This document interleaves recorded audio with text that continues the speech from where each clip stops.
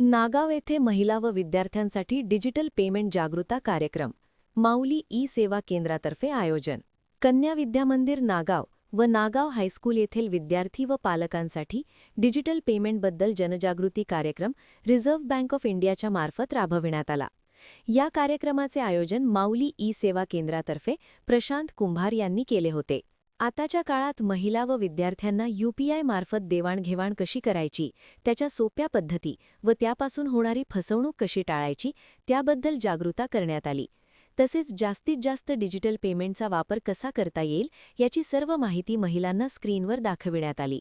यावेळी सीएससीचे ज्येष्ठ मार्गदर्शक संजय धुमाळ, सीएससीचे जिल्हा व्यवस्थापक सुशांत मोरे, सीएससीचे केंद्रचालक विजय चव्हाण, भरत पाटील, तात्यासो चव्हाण, अतुल सोळंकुरे, कन्या शाळेच्या मुख्याध्यापिका रजनी पाटील, नागाव हायस्कूलच्या मुख्याध्यापिका सुनीता स्वामी यांच्यासह शिक्षक, पालक, विद्यार्थी मोठ्या संख्येने उपस्थित होते. महान कार्य न्यूजसाठी विद्याधर कांबळे, पुलाची शिरोली.